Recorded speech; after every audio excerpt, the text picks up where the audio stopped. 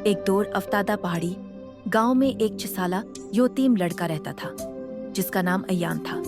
इसकी माँ एक छोटी सी कच्ची झोंपड़ी में उसके साथ तन्हा जिंदगी गुजार रही थी।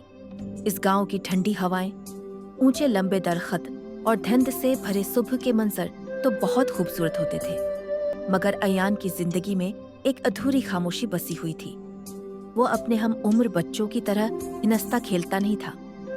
उसके दिल के अंदर एक ऐसी कमी थी जिसे वो लफ्जों में बयान नहीं कर सकता था। वो अपने वालिद की कमी थी।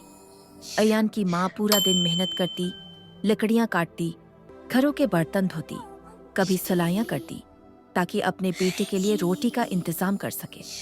वो चाहती थी कि उसका बेटा मजबूत हो, बहादुर बने और कभी किसी के सामने हाथ न फैलाए, मगर उसके चेहरे पर अक्सर थकन और परेशानी की लकीरें दिखाई देती थी। रात जब तेज हवाएं झुंपड़ी की दीवारों से टकरा रही थीं, अयान अपनी बोसीदा चादर ओढ़े सोया हुआ था।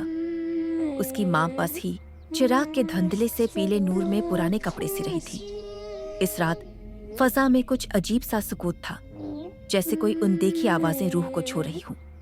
अयान की आंखें आहिस्ता आहिस्ता बंद हुईं और वो नींद की आगोश में चला गया। लेकिन ये कोई आम रात नहीं थी। इसी रात अयान को एक ख्वाब आया। उसने अपने आप को एक रोशन नूरानी दुनिया में खड़ा पाया। चारों तरफ नर्म सफेद बादल तैर रहे थे और हवा में ऐसे सुकून की खुशबू थी जैसे किसी दुआ की कबूलियत का लम्हा हो।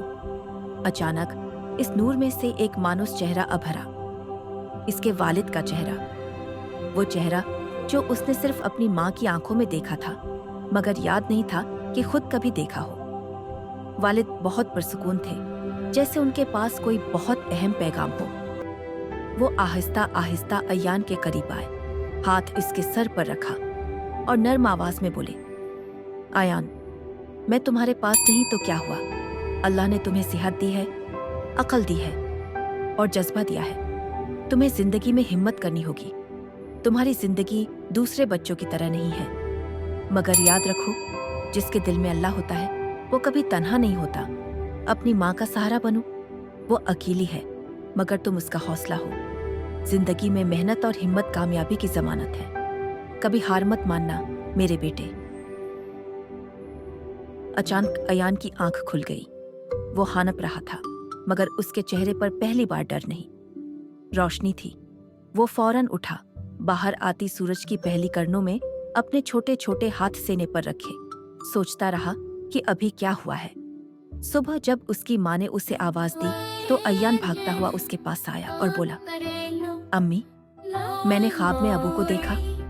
वो मुझसे बात कर रहे थे। उन्होंने कहा कि मुझे आपका सहारा बनना है और मेहनत करनी है।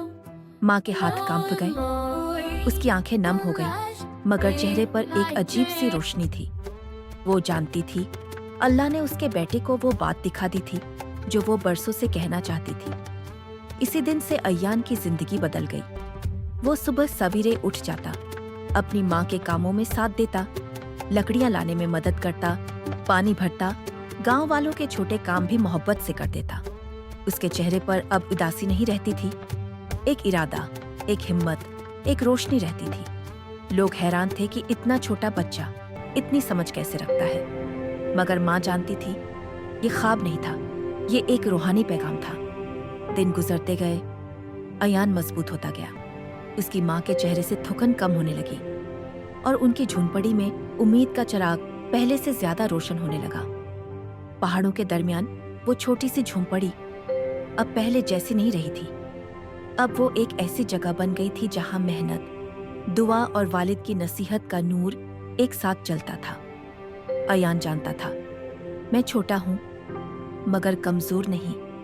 मेरे अब्बू मेरे साथ हैं और अल्लाह सबसे बड़ा है।